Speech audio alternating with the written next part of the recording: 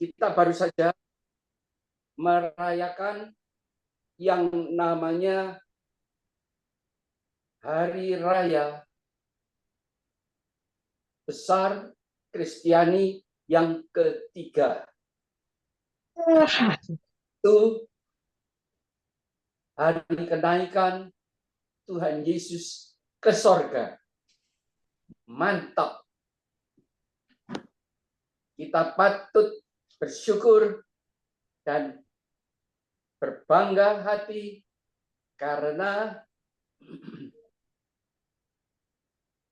peristiwa ini yang merupakan peristiwa fakta sejarah yang sungguh terjadi dan pernah terjadi sekitar 2024 tahun yang lalu, boleh dicatat bahkan menjadi hari libur nasional. Puji Tuhan. Dan dengan jelas ditulis hari kenaikan Tuhan Yesus Kristus. Tuhan Anda dan kita semua kaum percaya. Puji Tuhan.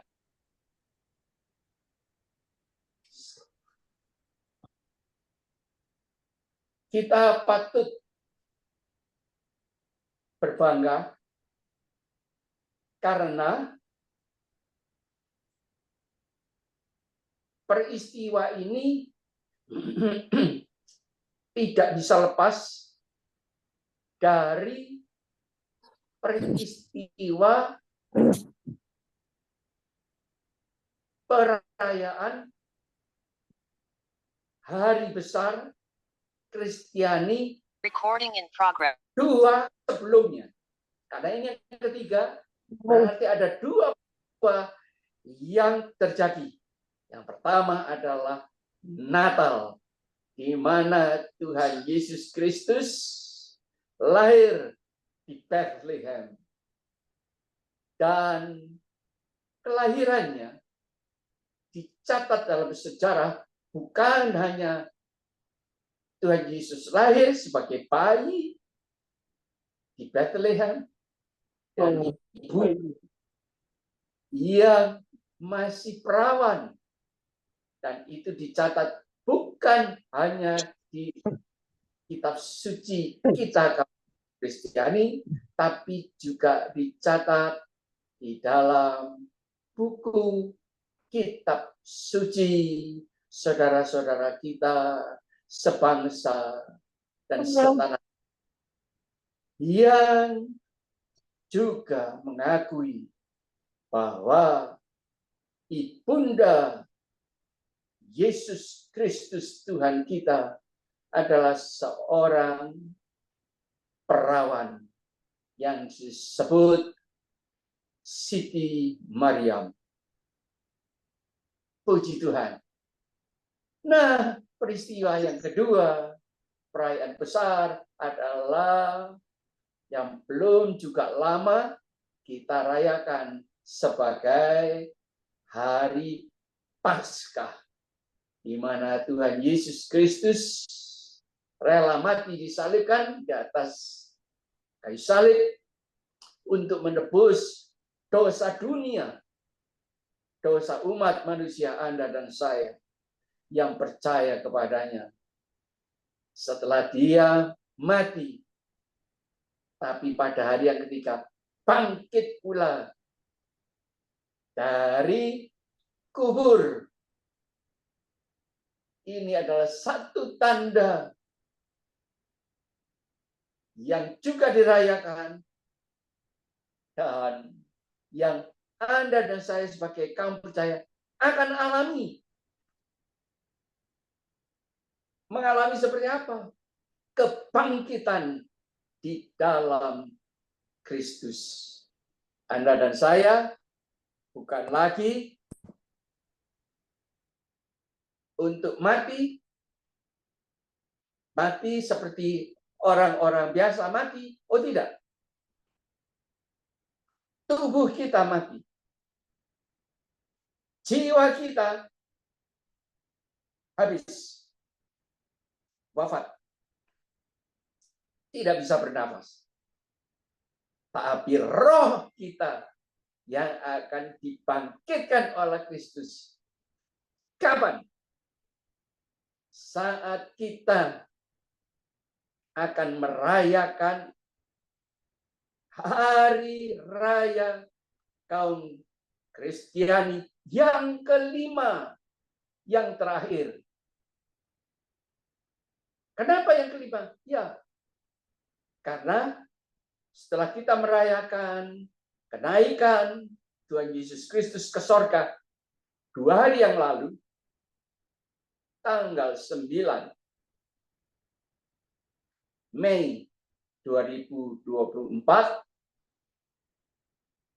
nanti sebentar lagi kita akan merayakan hari raya kaum Kristiani besar yang keempat, yaitu perayaan saat pencurahan Rohul Kudus, dan yang dikenal sebagai Hari Raya Pentakosta. Semuanya dicatat. Apa yang terjadi dalam sejarah kehidupan Kristus, itu semuanya dicatat di dalam sejarah.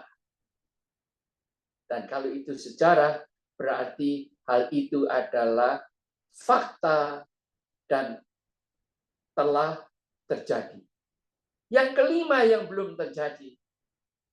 Apa itu, saudara?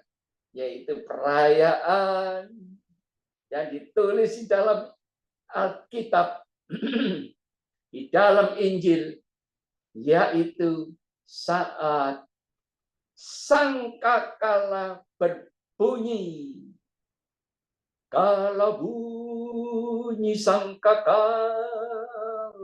kalau bunyi sangkakala, kalau bunyi sangkakala,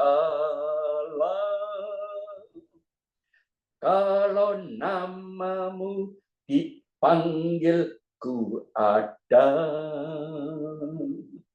Saat itulah Tuhan Yesus Kristus yang kita rayakan 2 hari yang lalu naik ke surga. Dia akan balik kembali ke dunia ini. Dan dia akan menjemput Anda dan saya, kaum percaya, untuk boleh bersama-sama dengan Tuhan Yesus Kristus. Bukan cuma datang lalu menyambut kedatangannya, tetapi untuk Anda dan saya diberi tugas oleh Tuhan Yesus sebagai kaum percaya, sebagai orang kudusnya Tuhan, untuk boleh bersama dengan Tuhan Yesus Kristus selaku Imam Mahdi, yaitu Hakim yang Maha Agung, untuk mengadili dunia ini. Anda dan saya lah yang harus berperan di sana saat itu untuk boleh bersama dengan Kristus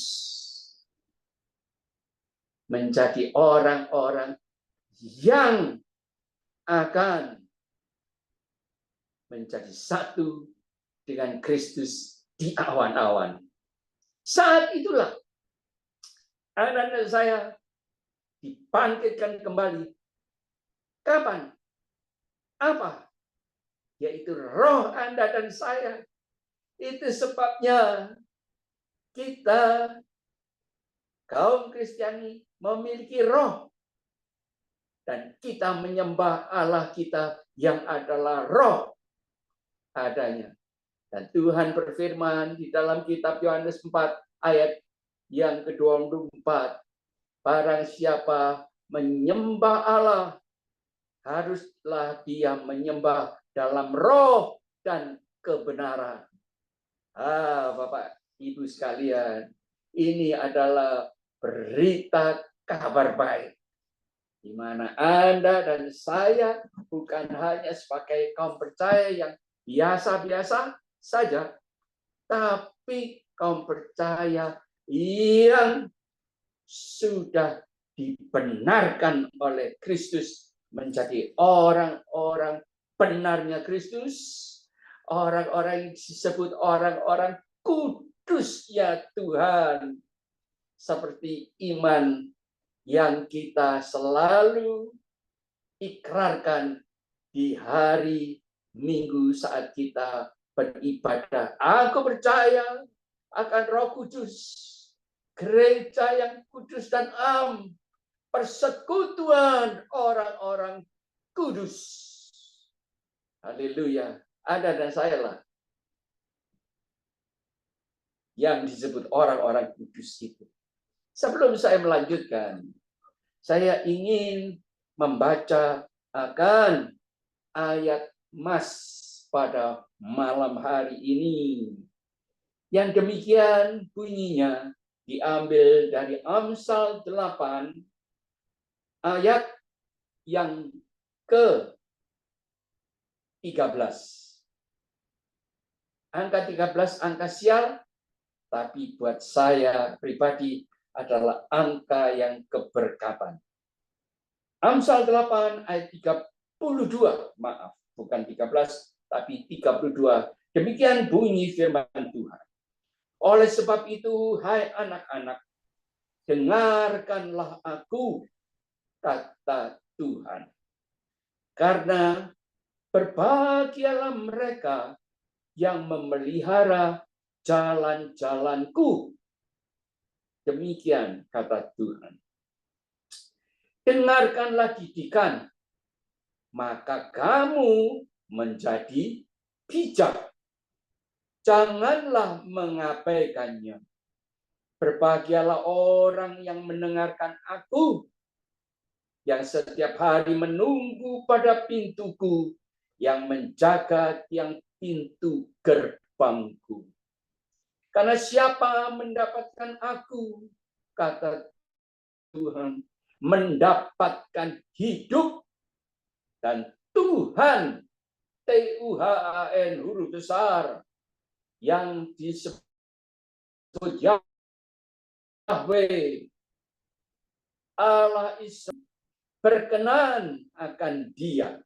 Tetapi siapa tidak mendapatkan aku, tetapi siapa tidak mau percaya kepadaku, merugikan dirinya sendiri. Semua orang yang membenci aku, kata Tuhan, mencintai maut. Binasa, Bapak Ibu. Nah, Bapak Ibu, siapa aku di sini yang disebut di dalam ayat Mas oleh Raja Nabi Sulaiman, putra Daud. Ayat yang ke-27 saya bacakan, dan dia menceritakan siapa jati dirinya aku ini. Ayat yang ke-27 Amsal 8. Ketika ia mempersiapkan langit, maksudnya ketika Tuhan Allah bangsa Israel yang disebut Tuhan huruf besar Yahweh, aku di sana. Siapa aku ini? Yesus Kristus. Lalu ini dicatat di dalam Kejadian 1 ayat yang kedua. Puji Tuhan. Saja kopi. Ini adalah satu flashback. Bapak Ibu, ini penting supaya kita bisa diingatkan kembali bahwa Tuhan kita Yesus Kristus, Dia adalah anak Allah dan Dia adalah Allah. Dia ada bersama dengan Allah Bapa sejak pada awal mulanya.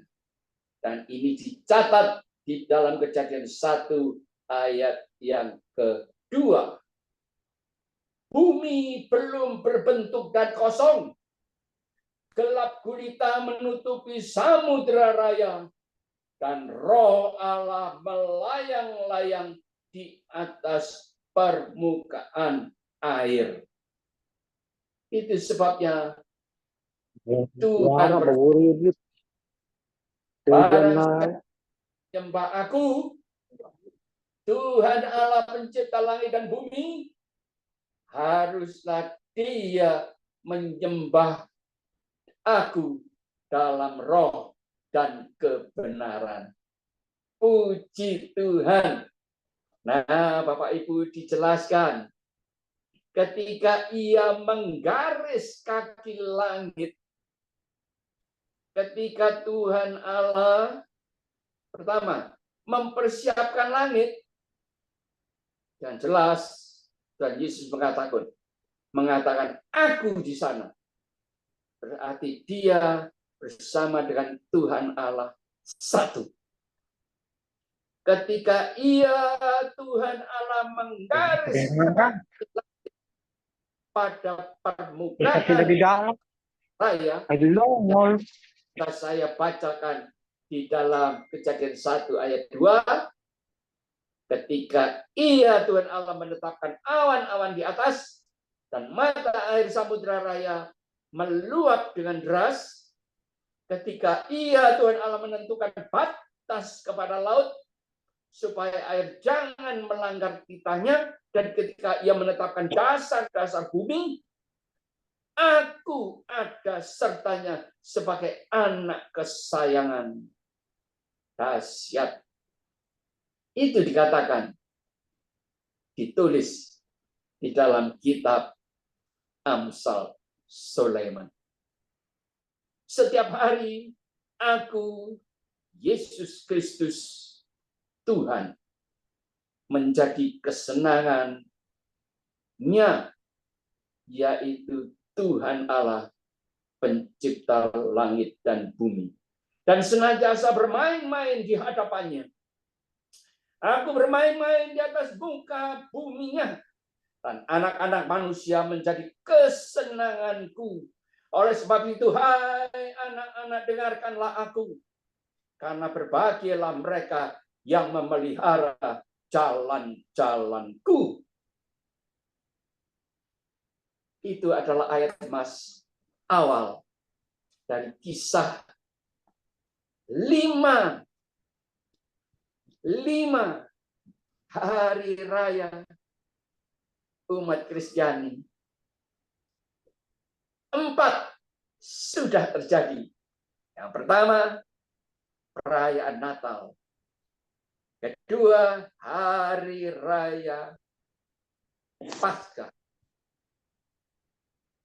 Ketiga, hari raya kenaikan Tuhan Yesus ke sorga yang kita rayakan 2 hari yang lalu. Keempat, perayaan turunnya dan dicurahkannya Rohul Kudus ke atas manusia di muka bumi ini. Dan terjadi 2024 tahun yang lalu ketika murid-murid Tuhan Yesus berkumpul, berdoa, karena sudah dipesan dan sudah diberitahukan oleh Tuhan Yesus sebelum Tuhan Yesus naik ke surga. Puji Tuhan. Nah, kita pada malam hari ini akan membahas supaya kita tidak lupa apa-apa yang terjadi. Dan itu dicatat di dalam kitab Matius. Puji Tuhan. Tapi malam hari ini saya akan mulai dengan membaca yang dicatat tentang kenaikan Tuhan Yesus Kristus oleh muridnya yang bernama Markus. Di dalam kitab Markus 16, mulai ayat yang ke-14. Demikian bunyi firman Tuhan, Markus 16, ayat yang ke-14. Akhirnya ia menampakkan diri kepada ke-11 orang itu, yaitu murid-muridnya, ketika mereka sedang makan. Dan ia mencela ketidakpercayaan dan kedegilan hati mereka, oleh karena mereka tidak percaya kepada orang-orang yang telah melihat dia sesudah kebangkitannya. Pada waktu itu murid-murid sedang makan. Tahu-tahu Tuhan Yesus itu muncul di tengah-tengah mereka. Dahsyat Bapak Ibu. Itu yang terjadi. Dan dia mencela karena murid-murid ternyata degil hatinya dan tidak percaya apa yang telah dialami oleh orang-orang yang berjumpa dengan Kristus setelah dia bangkit dari kubur. Lalu ia berkata kepada mereka, "Pergilah ke seluruh dunia, beritakanlah Injil kepada segala makhluk." Perintah agung yang kita kenal sebagai The Great Commission. Siapa yang percaya dan dibaptis akan diselamatkan. Tetapi siapa tidak percaya akan dihukum. Tanda-tanda ini akan menyertai orang-orang yang percaya. 1. Mereka akan mengusir setan-setan demi namaku. Berarti orang percaya diberi kuasa untuk mengusir setan-setan. Dalam nama Kristus Yesus. Kedua, mereka akan berbicara dalam bahasa-bahasa yang baru bagi mereka. Bahasa roh. Ketiga, mereka akan memegang ular, dan sekalipun mereka minum racun maut, mereka tidak akan mendapat celaka. Mereka akan meletakkan tangannya atas orang sakit, dan orang itu akan sembuh. Jadi kalau Anda dan saya mendoakan orang sakit, lalu di luar ekspektasi orang itu sembuh, tidak usah heran Bapak Ibu. Karena itu sudah dicatat dalam firman Tuhan, di dalam Injilnya, dan itu harus terjadi. Dan kalau itu terjadi, berarti firman ini benar, ya dan amin. Ayat yang ke-19. Sesudah Tuhan Yesus berkata demikian kepada mereka, terangkatlah ia ke sorga. Jadi bagi orang yang mau pergi, biasanya menyampaikan pesan-pesan. Dan the Great Commission, perintah agung itu adalah pesan-pesan Tuhan Yesus yang paling dan terakhir. Sesudah itu dia terangkat, lalu naik ke surga. Lalu duduk di sebelah kanan Allah. Mereka pun pergilah memberitakan Injil ke segala penjuru. Dan Tuhan turut bekerja dan meneguhkan firman itu dengan tanda-tanda yang menyertainya. Haleluya. Itu dicatat oleh murid yang bernama Markus. Murid yang bernama Matius, mantan pemungut cukai yang kerjaannya cuma majeki orang, Bapak Ibu, tapi diubahkan oleh Kristus dan dia mengalami satu perubahan yang ajaib, di mana dia dari menyenangi pekerjaannya sebagai pemungut cukai, dia menjadi salah satu orang yang melakukan penjala manusia, yaitu untuk memenangkan jiwa-jiwa yang tersesat. Apa yang ditulis oleh Matius? Ini yang ditulis oleh Matius. Matius 28 ayat yang ke-16. Demikian bunyi firman Tuhan. Dan ke-11 murid itu, saya ulangi, dan ke-11 murid itu berangkat ke Galilea, ke bukit yang telah ditunjukkan Yesus kepada mereka. Ketika melihat dia, mereka menyembahnya. Tetapi beberapa orang ragu-ragu. Yesus mendekati mereka dan berkata, "Kepadaku telah diberikan segala kuasa di sorga dan di bumi." Ayat ini pas dan juga tertulis di dalam kitab suci saudara-saudara kita setanah air, bahwa Isa Al-Masih adalah yang terbesar di bumi, di atas bumi, dan di bawah bumi. Oh. Dan ini adalah pertanyaan.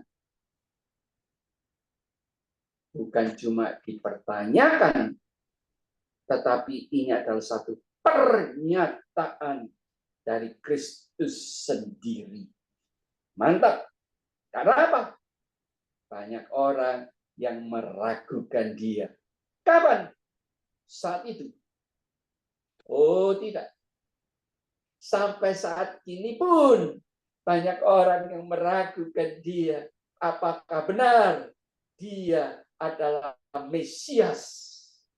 Bahkan Imam Mahdi yang akan mengadili dunia ini sebagai hakim agung. Nah, ayat yang ke-17. Ketika melihat dia, mereka, para murid menyembahnya, tetapi beberapa orang ragu-ragu. Yesus mendekati mereka dan berkata, "Kepadaku telah diberikan segala kuasa di surga dan di bumi. Karena itu pergilah, jadikanlah semua bangsa muridku dan baptislah mereka dalam nama Bapa dan Anak dan Roh Kudus. Dan ajarlah mereka melakukan segala sesuatu yang telah kuperintahkan kepadamu." Berarti kuperintahkan kepadamu itu ditujukan kepada para murid zaman dahulu, juga kepada para murid kaum percaya zaman sekarang. Berarti murid-murid Tuhan Yesus saat dulu kala harus mengajar mereka melakukan segala sesuatu yang telah kuperintahkan kepadamu. Ada dan saya tahu, bukan? Perintah apa saja yang Kristus sudah perintahkan melalui firman Tuhan. Dan ketahuilah, aku menyertai kamu senantiasa sampai kepada akhir zaman. Itu sebabnya Tuhan Yesus disebut Immanuel, Allah beserta dengan Anda dan saya dan kita semua. Haleluya. Puji Tuhan. Nah, Bapak Ibu sekalian, sebelum hal ini dilakukan, Tuhan Yesus selalu mengingatkan pada waktu dia baru saja bangkit dari kubur. dia sudah mengingatkan murid-muridnya untuk tidak lupa menunggu sambil berdoa untuk Roh Kudus yang akan dicurahkan. Itu sudah Tuhan ingatkan. Dan murid-murid ingatkan hal itu. Dan terjadilah. Setelah Tuhan Yesus naik ke surga, tidak lama kemudian, Pentakosta, hari raya turunnya Roh Kudus, terjadi. Dan ini digambarkan oleh Rasul Paulus kepada jemaat di Kolose. Yuk kita lihat sebentar. Apa yang ditulis oleh Rasul Paulus kepada jemaat yang di Kolose? Karena jemaat yang di Kolose saat itu juga banyak yang sudah percaya, tapi masih punya penyakit ragu-ragu, bimbang, nggak mantap. Nah, ini yang dipesankan oleh Rasul Paulus pada mereka. Kolose 1 ayat yang ke-9. Saya bacakan. Sebab itu, sejak waktu kami mendengarnya, kami tiada berhenti-henti berdoa untuk kamu, hai jemaat di Kolose. Kami meminta supaya kamu menerima segala hikmat dan pengertian yang benar untuk mengetahui kehendak Tuhan dengan sempurna, yaitu untuk mengerti perintah-perintah Tuhan, kehendak Tuhan, dan melakukannya. Itu yang dimaksud oleh Rasul Paulus. Sehingga hidupmu layak di hadapan Tuhan Allah, serta berkenan kepadanya dalam segala hal. Dan kamu memberi buah dalam segala pekerjaan yang baik. Jadi kita harus melakukan pekerjaan yang baik, Bapak Ibu. Perbuatan yang baik, buah-buah yang baik. Tuhan Yesus datang saat Natal. Lalu dia harus balik pulang ke surga. Karena dicatat di dalam kitab Yohanes, rumahnya bukan di dunia ini. Dan dia berasal dari Bapa, dari surga. Hanya Kristus satu-satu yang tahu jalan ke surga. Karena dia datang dari surga. Dan dia harus balik ke surga. Dahsyat Bapak Ibu.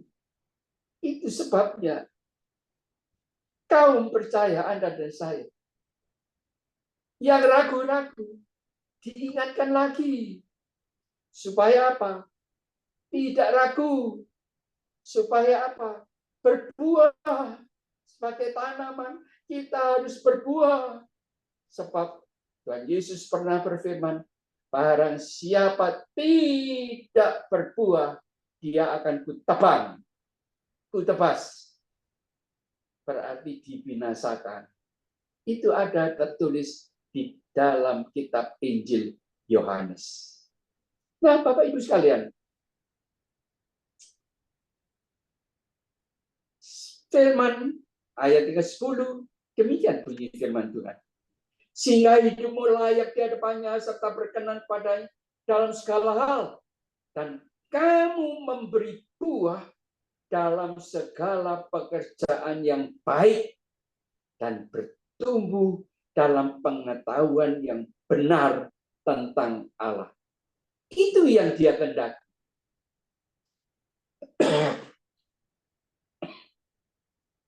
Nah, Anda dan saya adalah tanaman. Dan Yesus selalu mempersonifikasikan dirinya sebagai pokok anggur. Anda dan saya adalah carang-carangnya. Anda dan saya akan tetap hidup kalau Anda dan saya tetap melekat di dalam pokok anggur sebagai carangnya. Kita akan berbuah kalau kita nempel dan selalu menjadi satu di dalam pokok anggur, yaitu Tuhan Yesus Kristus. Nah, Bapak Ibu sekalian, firman yang kemudian dilanjutkan, ayat yang ke-11. Dan dikuatkan dengan segala kekuatan oleh kuasa kemuliaannya untuk menanggung segala sesuatu dengan tekun dan sabar. Jadi Anda dan saya akan dikuatkan seperti orang-orang di Kolose dengan segala kekuatan oleh kuasa kemuliaannya. Jadi kita perlu, Bapak Ibu, mengalami dikuatkan dan mengalami kuasa kemuliaannya. Untuk apa? Untuk menanggung segala sesuatu dengan tekun dan sabar. Hari-hari ini setelah COVID berlangsung, banyak orang yang susah.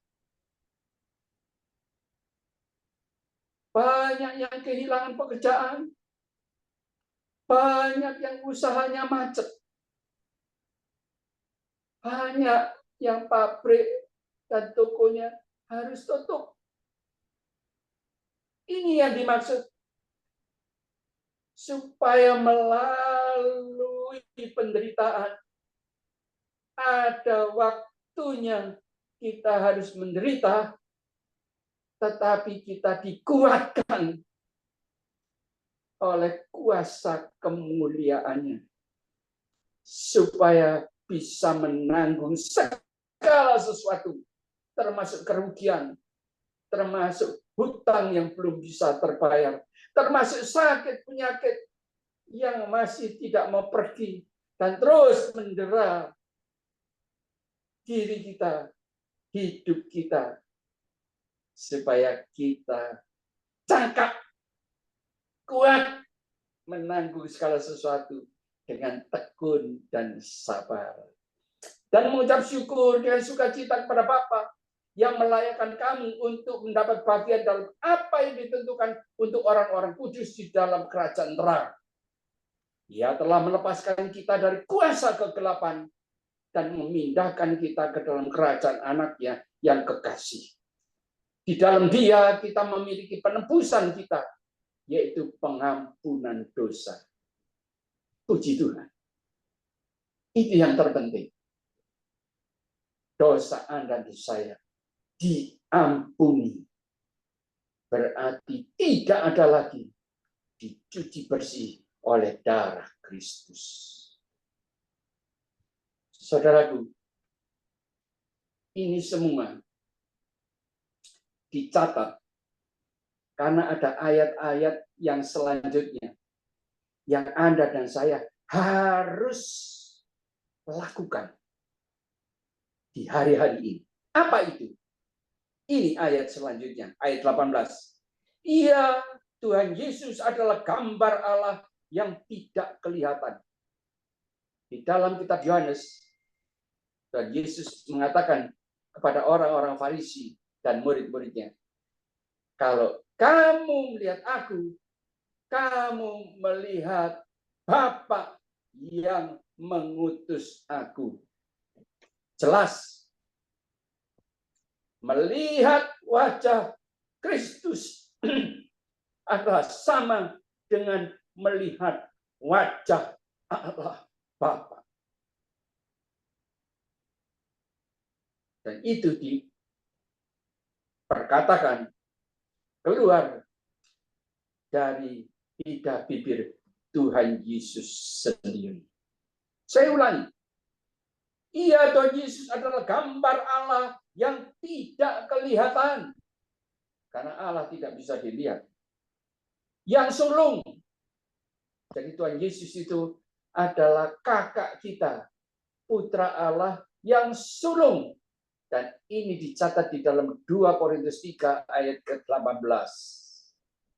Dialah anak sulung Bapa yang menjadi contoh, gambar, dan image-nya Tuhan Allah sendiri. Imago Dei. Melihat Kristus, melihat Allah Bapa. Lebih utama dari segala yang diciptakan. Itulah bobot harga predikat Tuhan Yesus. Lebih utama dari segala yang diciptakan. Karena di dalam Dialah, di dalam Tuhan Yesus Kristuslah telah diciptakan segala sesuatu yang ada di sorga dan yang ada di bumi. Yang kelihatan dan yang tidak kelihatan. Baik singgasana, ada kaitannya dengan kerajaan, maupun kerajaan, baik pemerintah, maupun penguasa, segala sesuatu yang diciptakan oleh Dia dan untuk Dia. Berarti segala dan sesuatu termasuk kerajaan, termasuk pemerintahan yang ada di dunia ini diciptakan dan seturut dengan kehendak Kristus Yesus. Diciptakan oleh Kristus untuk Kristus. Begitu Bapak Ibu sekalian. Jelas Tuhan mengatakan ini jelas supaya bagi Anda dan saya yang ragu-ragu tidak usah ragu-ragu lagi, tapi jelas bahwa Tuhan yang Anda sembah dan percayai adalah Tuhan yang beserta dengan Allah Bapa sebagai putra Allah yang satu dengan Bapa sebelum dunia dijadikan. Dan dunia dijadikan dan segala sesuatu di muka bumi ini dijadikan oleh Dia, Kristus, dan untuk Kristus. Mantap Bapak Ibu. Masih dilanjutkan. Ia ada terlebih dahulu dari segala sesuatu. Itu sebabnya orang-orang Farisi marah ketika Tuhan Yesus mengatakan, aku ada sebelum Bapak Ibrahim ada dan lahir di muka bumi. Marah mereka. Tidak bisa mengerti mereka. Ini ayatnya. Dan segala sesuatu ada di dalam Dia. Ialah kepala tubuh, yaitu jemaat. Ialah yang sulung, yang pertama bangkit dari antara orang mati. Dia bangkit. Dia adalah kakak tertua kita yang sulung. Supaya Anda dan saya adik-adiknya juga bangkit. Mengalami kebangkitan yang sama. Haleluya. Ialah yang sulung, yang pertama bangkit dari antara orang mati. Sehingga ia yang lebih utama dalam segala sesuatu. Karena seluruh kepenuhan Allah berkenan diam di dalam Dia. Dan ini tidak pernah tertulis di dalam kitab apa dan manapun juga. Hanya di dalam kitab Injil. Haleluya. Dan oleh Dialah, oleh Kristuslah ia memperdamaikan segala sesuatu dengan dirinya, baik yang ada di bumi maupun yang ada di surga. Sesudah ia mengadakan perdamaian oleh darah salib Kristus, darahnya sendiri yang dia korbankan. Juga kamu yang dahulu hidup jauh dari Allah dan bahkan yang memusuhinya. Coba Bapak Ibu ingat-ingat, pernah nggak kita memusuhi Kristus? Banyak hal yang kita tidak setuju. Contoh, Yesus mengajar, kalau ada orang yang menampar pipi kirimu, kasih yang kanan. Kalau ada orang yang minta mau pinjam apapun, beri. Itu yang Tuhan ajarkan. Kasih untuk tidak supaya kita ini egois. Maksudnya begitu. Supaya kita bisa mengingat kebutuhan orang lain. Maaf. Saya sekali lagi minta maaf. Jangan sampai Tuhan Yesus datang, dia pulang, dia pergi, dia akan balik lagi. Di dunia ini akan selalu ada kata awal dan kata akhir. Ada pagi, ada malam. Ada laki-laki, ada wanita. Ada menerima, ada juga memberi. Itu sebabnya Tuhan menulis di dalam Kisah Rasul. Terlebih berkat memberi daripada menerima. Maaf, saya khawatir banyak orang yang hanya memikirkan untuk berdoa menuju ke atas. Selalu menatapkan matanya ke atas. Tapi suka lupa untuk menatapkan matanya ke bawah.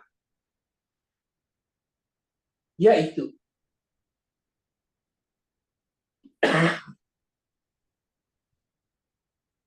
Tuhan mengatakan,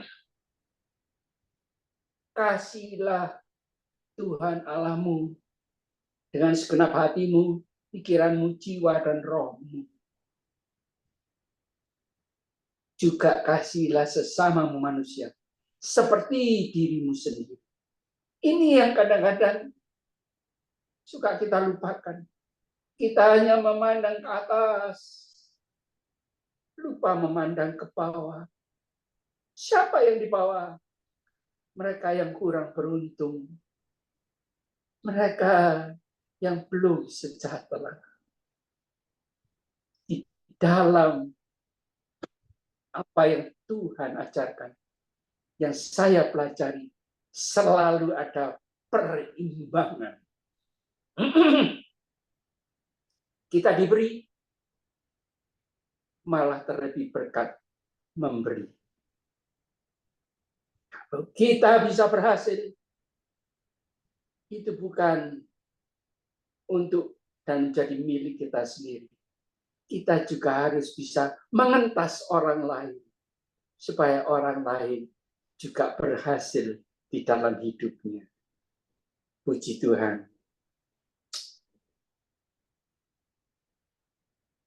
Juga kamu yang dahulu hidup jauh dari Allah dan yang memusuhinya dalam hati dan pikiran seperti yang nyata dari perbuatanmu yang jahat. Sekarang diperdamaikannya di dalam tubuh jasmani Kristus oleh kematiannya untuk menempatkan kamu, Anda dan saya kudus dan tidak bercela dan tak bercacat di hadapannya. Sebab itu kamu harus bertekun dalam iman, tetap teguh dan tidak bergoncang, dan jangan mau digeser dari pengharapan Injil. yang telah kamu dengar dan yang telah dikabarkan di seluruh alam di bawah langit, dan yang aku ini Paulus telah menjadi pelayannya. Mantap. Singkat kata, Ana dan saya sekarang harus menuju kepada fokus perayaan besar kelima yang belum terjadi.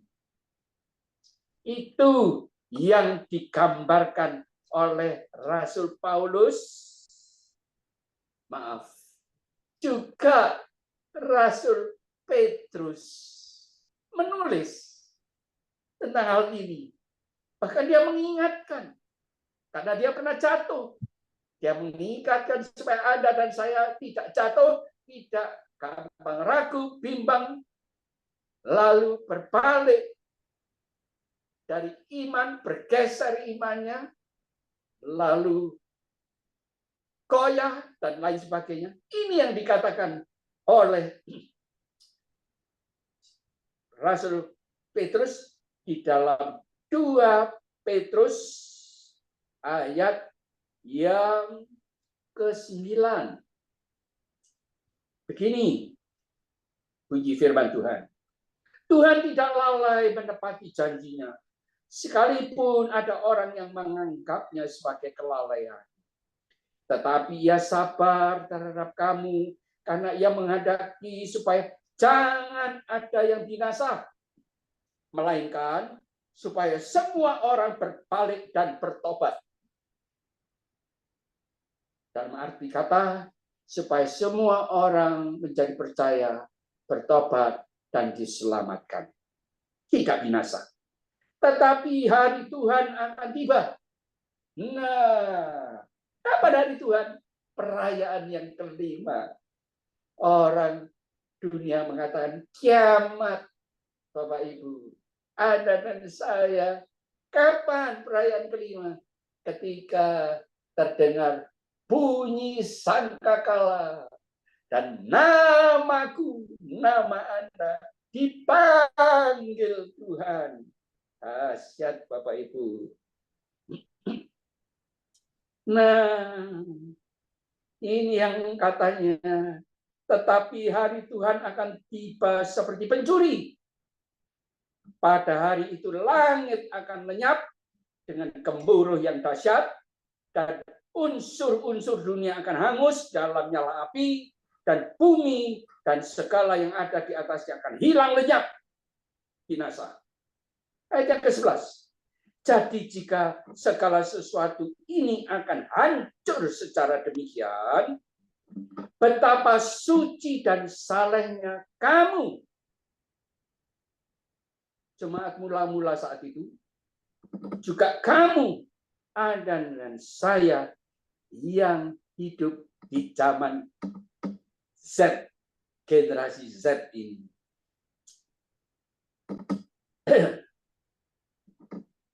Dan betapa suci dan salehnya kamu harus hidup, yaitu kamu yang menantikan.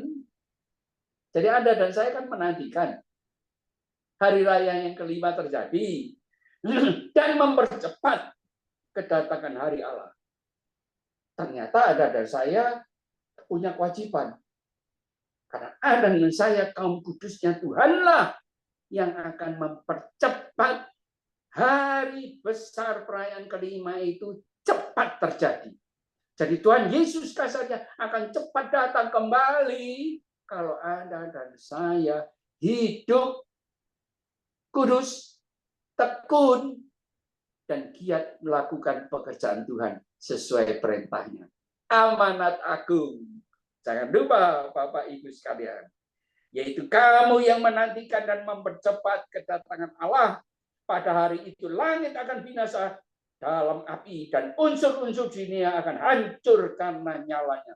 Tetapi sesuai dengan janjinya, kita menantikan langit yang baru dan bumi yang baru di mana terdapat kebenaran. Ditutup dengan perikop ini, ayat-ayat ini. Sebab itu, saudara-saudaraku yang kekasih, Sambil menantikan semuanya itu terjadi, kamu harus berusaha supaya kamu kedapatan tak bercacat dan tak bernoda di hadapannya. Dalam perdamaian dengan Dia, anggaplah kesabaran Tuhan kita sebagai kesempatan bagimu untuk beroleh selamat. Seperti juga Paulus, saudara kita yang kekasih, telah menulis kepadamu menurut hikmat yang dikaruniakan kepadanya. Hal itu dibuatnya di dalam semua suratnya. Karena waktu itu Petrus mengingatkan, Rasul Paulus menulis surat-suratnya di dalam penjara, Bapak Ibu. Bukan sedang dalam zona nyaman. Dalam keadaan sulit. Penjara itu di kelter, di bawah tanah. Pengap. Tidak ada lampu. Sehingga orang-orang yang tidak memahaminya dan yang tidak teguh imannya memutarbalikkannya menjadi kebinasaan mereka sendiri. Sama seperti yang juga mereka buat dengan tulisan-tulisan yang lain. Nah, Bapak Ibu, hari-hari terakhir ini viral yang namanya Kristen progresif. Kalau kita diingatkan oleh Tuhan di dalam kitab Kolose tadi, Anda dan saya memang harus menjadi orang Kristen yang sifatnya progresif, positif. Progresif artinya selalu ada pembaruan untuk dari yang baik menjadi lebih baik dan lebih baik lagi. Itu progresif. Positif artinya. Tapi bukan seperti aliran progresivisme yang adalah keturunan dari liberalisme yang menghalalkan segala cara dan yang pendirinya adalah orang-orang penganut faham homoseksual diikuti,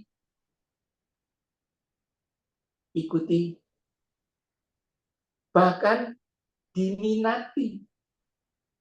Lesbian dan hidup-hidup yang najis dan kotor dihalalkan. Itu adalah paham progresivisme. Anda dan saya harus fokus untuk menantikan kedatangan Kristus di awan-awan. Kapan? Saat bunyi sangkakala berbunyi untuk nama Anda dan saya dipanggil untuk bersama dengan Dia. Haleluya. Maukah Anda? Siapkah Anda? Amin. Tuhan Yesus memberkati.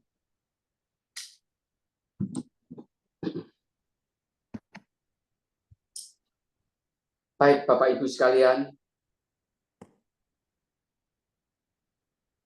kita sudah ada di penghujung acara. Masih ada waktu. Saya berikan waktu 10 menit untuk kita bisa bertanya jawab. Bila ada, tanya jawab ini akan dipandu oleh host kita, Pendeta Muda Yusak. Dipersilakan bagi Anda yang ingin bertanya seputaran perbincangan perenungan kita pada malam hari ini. Ada? Dipersilakan.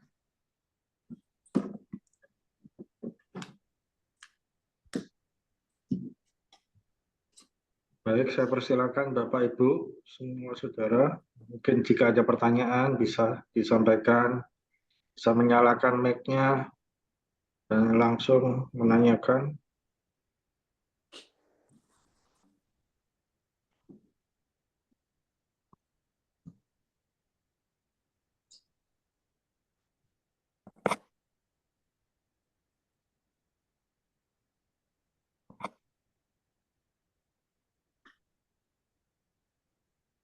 Malam Pak Indra, Pak Yusa, saya mau tanya Pak.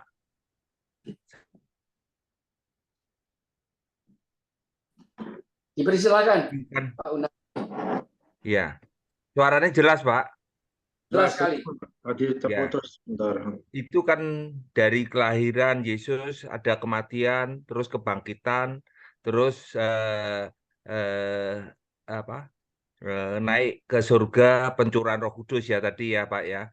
Nah, pertanyaan saya, waktu kematian dan kan 3 hari itu ya, Betul, 3 hari baru bangkit kan? betul, Pak. Nah, itu kita kan ada Tuhan, Putra, Anak, dan Roh Kudus. Kan dalam keadaan itu kan kosong ya. Satu pertanyaan saya, antara kematian dan kebangkitan. Ya, secara fisik ya, saya bilang secara fisik ya. Terus yang kedua, waktu Tuhan Yesus naik ke surga, kan mau pencurahan Roh Kudus kan dia kan Tuhan nyampein, aku akan memberikan penolong yang setia selama saya pergi. Akan lebih baik aku pergi daripada eh, aku bersamamu. Ada 10 hari itu kan kosong juga, kan belum pencurahan Roh Kudus, Pak. Ya, itu aja pertanyaan. Terus Allah kemana gitu loh, Pak. Oke, Pak, saya kira itu aja. Baik, Saya terima biar kasih, Pak Un. pemahaman saya lebih bagus ya, Pak. Ini thank you, Pak. Terima kasih, Pak Un. Saya persilakan Pendeta Samuel. Saya persilakan kepada pendeta muda Yusak dulu untuk menjawab. Nanti saya tambahi kalau kurang. Ya, pada saat masa kekosongan berarti ya itu Pak, antara 3 hari dan tadi yang ditanyakan oleh Pak Un sebelum pencurahan Roh Kudus. Ya, eh, tadi Pak Un bertanya, gimana Pak Un? Tadi kan kebangkitan itu kan 3 hari meninggal sampai bangkit kan 3 hari kosong. Terus pada waktu bangkit sudah, terus naik ke surga antara 40 hari sampai 50 hari. Lebih Ya, baik aku pergi daripada saya bersamamu dan tapi aku memberikan aku penolong yang sempurna yang yaitu Roh Kudus itu ya Pak. Selama itu kan belum pencurahan, berarti kosong kan di bumi itu Pak. ya. Di bumi memang kosong Pak, tapi saya tetap percaya bahwa semua tetap dalam kendali Tuhan, dalam pemeliharaan Tuhan. Gitu. Bahwa memang kelihatannya di bumi Tuhan nggak ngomong apa-apa, Tuhan nggak hadir, Tuhan tidak merepresentasikan dirinya. Tapi Tuhan tetap mengasihi kita semua, kita semua tetap dalam pemeliharaan Tuhan dalam masa-masa itu. Dan itu semua juga sudah diatur kan dari firman Tuhan. Itu sudah dinubuatkan di perjanjian lama juga bahwa akan bangkit, Tuhan akan bangkit di hari ketiga gitu kan. Jadi otomatis semua sudah dalam rencana Tuhan. Kalau Tuhan sudah merencanakan sesuatu, saya percaya tidak akan gagal ya. Itu satu rencana master plan-nya Tuhan yang luar biasa bagi kita umat manusia untuk menolong kita. Mungkin Pak Pendeta Samuel bisa menambahinya. Oke, terima kasih. Semua itu kalau nggak ada ayatnya kurang afdol dan kurang mantap. Begitu ya Pak Unadi. Rupanya firman Tuhan ini ditulis untuk menjawab pertanyaannya, faham, pendapat, atau yang namanya pola pikir seperti yang dimiliki oleh Pak Unardi. Di mana ayatnya yang menyatakan bahwa ternyata kekosongan itu tidak pernah ada. Satu hal, Anda dan saya hidup karena nafas yang dikasih dan diberikan oleh Kristus. Kira-kira Pak Unardi percaya nggak akan hal itu?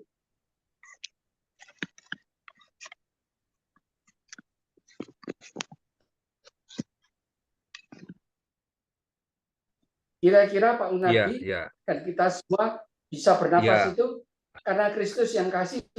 Enggak. Ya, saya percaya itu, Pak. Saya ya. Nah, enggak pikir saya begini loh, Pak Samuel. Nafas hidup kita semua Kristus yang beri. Padahal dia pernah mati. Orang-orang yang saat itu hidup, walaupun Kristus mati, tapi keilahiannya tidak bisa mengatakan kosong. Tubuhnya ada di kuburan. Tapi kuasanya melebihi akal dan pikiran manusia. Buktinya manusia yang mengasihi dia maupun yang membenci dia, bahkan yang menyalibkan dia, tetap hidup. Padahal nafas hidup Kristus yang beri. Karena dia adalah Allah. Dan dunia ini dijadikan oleh dia untuk dia. Dahsyat.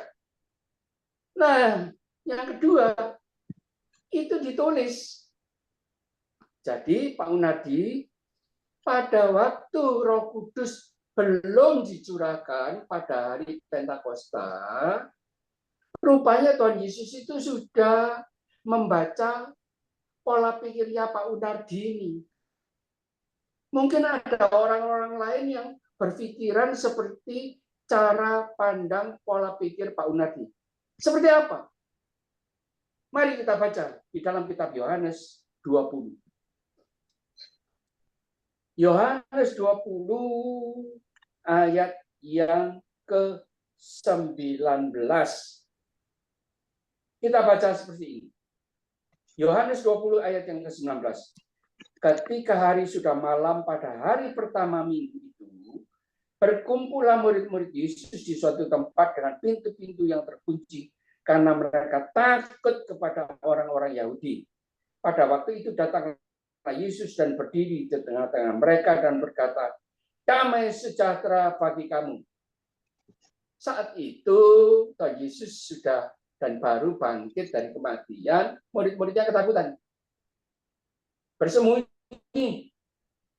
Tapi tahu-tahu Tuhan Yesus muncul di tengah-tengah mereka dan mengatakan, "Damai sejahtera bagi kamu." Dan sesudah berkata demikian, ia menunjukkan tangannya dan lambungnya kepada mereka. Murid-murid itu bersukacita ketika mereka melihat Tuhan. Maka kata Yesus sekali lagi, "Damai sejahtera bagi kamu, sama seperti Bapa mengutus aku, demikian juga sekarang aku mengutus kamu." Dan sesudah berkata demikian, ia mengembusi mereka dan berkata, "Terimalah Roh Kudus." Padahal Roh Kudus belum dicurahkan pada waktu itu. Tapi Tuhan Yesus tahu bahwa ini yang dibutuhkan oleh umat manusia. Maka itu dia berkata, "Jangan takut, damai sejahtera bagimu." Lalu mereka dihembusi dengan rohnya Kristus, yaitu Roh Kudus. Jikalau kamu mengampuni dosa orang, dosanya diampuni. Dan jikalau kamu tadi ayat berapa, Pak? Ayat berapa, Pak? Itu jawabannya, Pak Unardi. Pak, maaf Pak, ayat berapa Pak tadi? Yang terakhir. Nah, Yohanes 20 mulai ayat yang 19. Supaya 20 ayat mulai ayat 19. 19. Coba Pak Unadi yang baca. Judulnya adalah Yesus penampakan diri kepada murid-muridnya. Ayat 19, ketika hari sudah malam pada hari pertama minggu itu, berkumpullah murid-murid Yesus di suatu tempat dengan pintu-pintu yang terkunci karena mereka takut kepada orang-orang Yahudi. Pada waktu itu datanglah Yesus dan berdiri di tengah-tengah mereka dan berkata, damai sejahtera bagi kamu. 20. Dan sesudah berkata demikian, ia menunjukkan tangannya dan melambungnya. Mereka murid-murid itu bersukacita ketika mereka melihat Tuhan. Ayat 20, maka kata Yesus sekali lagi, damai sejahtera bagi kamu, sama seperti Bapa mengutus aku, demikian juga sekarang aku mengutus kamu. 22, dan sesudah berkata demikian, ia menggembusin mereka dan berkata, terimalah Roh Kudus. Jikalau kamu mengampuni dosa orang, dosamu diampuni. Dan jikalau kamu menyalakan dosa,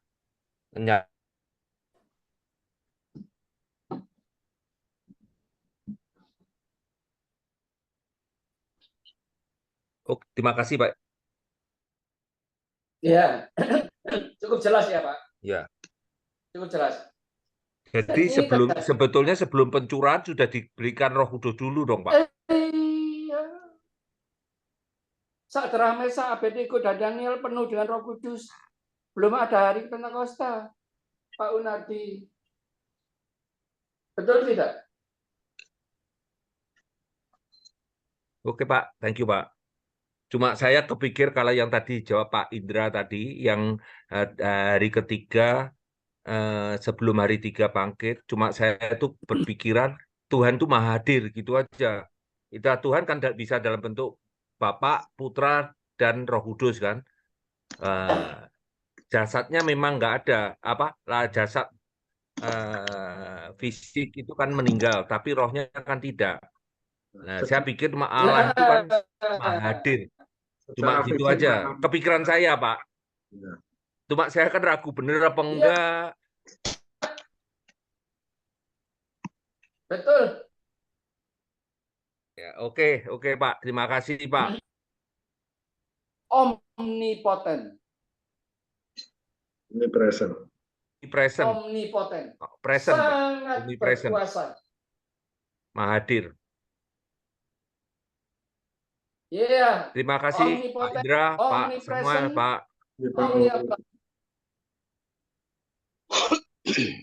Iya. Puji Tuhan.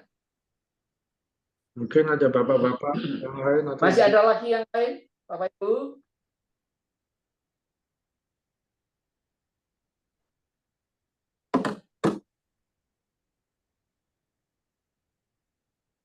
Oke, kalau nggak ada, boleh saya minta Bapak Sayuti untuk bisa memberikan komen atas berlangsungnya acara kita pada malam hari ini, lalu ditutup dalam doa penutup, dan akan saya sambung dengan doa berkat. Dipersilakan Pak Sayuti. Ya, terima kasih teman-teman semuanya. Jadi apa yang kita dengar malam semuanya cukup bermanfaat dan berbobot. Intinya ada 5 tahapan di dalam Yesus sebagai berikut. 1, kelahirannya, itu Natal. 2, Paskah, saat kematiannya, kebangkitannya. Terus 3, kenaikan Tuhan Yesus. Ini adalah satu perintah di mana kita diminta mengabarkan Injil ke seluruh dunia yang harus kita jalani. Kita harus berbuah. Intinya sebagai pokok anggur, kita sebagai carangnya. Kita harus tekun dan sabar dalam hal ini untuk melayani masyarakat yang ada. 4 adalah turunnya Roh Kudus. Roh Kudus adalah pribadi Tuhan yang di dalam konsep Tritunggal. Roh Kudus adalah pribadi ilahi. Roh Kudus sebagai penolong umat manusia yang menuntun semuanya mengalami keselamatan dari Bapa, diwujudkan dalam Yesus Kristus. Intinya itu. Yang menurut ajaran Kristiani adalah Roh Kudus harus hadir di dalam diri kita semuanya. Terus yang kelima adalah kita menantikan kedatangan Tuhan Yesus yang kedua kalinya. Jadi demikian kita sudah, kalau kita melihat Tuhan, melihat Allah, Bapa. Walaupun saat ini kita tidak melihat, namun kita harus percaya kepadanya. Dan ini harus diyakini, tidak usah ragu-ragu, disampaikan secara jelas oleh kita ke yang lain, secara gamblang dan singkat, supaya orang bisa memahami semuanya. Kira-kira renungan seperti itu singkatnya yang saya bisa sampaikan. Oke, mari kita berdoa saat ini. Tuhan Yesus, kalau pada malam hari ini kami telah menerima renungan semuanya yang ada dengan tahapan-tahapannya yang sudah kita jalani, 4 tahapan yang sudah kita jalani semuanya. Kita tinggal menunggu semuanya untuk melakukan tahapan yang kelima, yaitu kedatangan Tuhan Yesus yang kedua kalinya kita tunggu, dan kita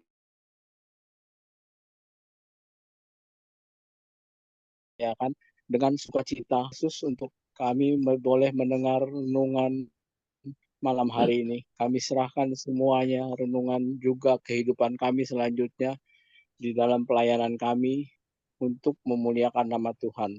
Hanya di dalam nama Tuhan Yesus Kristus kami berdoa dan mengucap syukur. Amin. Saudaraku yang kekasih, bukalah hatimu, terimalah berkat-berkat Tuhan. Segala berkat, damai, sejahtera, dan sukacita daripada Allah Bapa, kasih dan kuasa dari Tuhan Yesus Kristus, penyertaan, penguatan, bahkan pemeliharaan dari Roh Kudus dicurahkan dalam hidup Anda sekalian malam hari ini, sampai Maranatha Tuhan Yesus datang kembali untuk menjemput Anda dan saya, nama demi nama, pribadi demi pribadi. Haleluya. Amin. Amin. Tuhan Yesus memberkati Bapak Ibu sekalian. Terima kasih Selamat Bapak. malam. Sampai Terima jumpa kasih. Saya 2 pamit minggu ya. lagi. Semua Pak Iya. Samuel, Pak Yusa, Iya, terima Bu kasih. Ratna, semuanya Terima Pak kasih, Pak Sayudi. Yusa. Yo, terima kasih. Pamit Pak. Sudah Malam. jadi host. Tuhan berkati. Juga teman yang sudah hadir. Tuhan berkati. Shalom Bapak. Shalom. Iya, Jadi Bapak. sore. Tuhan Shalom. Terima berkati. kasih Bapak. Shalom. Dah. Ya. Dadah. Tuhan berkati. Selamat malam. Terima kasih Pendeta Muda Yusak sudah Terima menjadi kasih. host kita pada malam hari ini. Saya tutup untuk link Zoom-nya, Bapak Ibu sekalian. Sampai jumpa kembali pada kesempatan lain, kita bisa bersekutu bersama kembali. Terima kasih Bapak Ibu sekalian. Terima kasih Bapak Pendeta Samuel. Terima kasih Pendeta Muda Yusak sudah menjadi host kita. Tuhan berkati.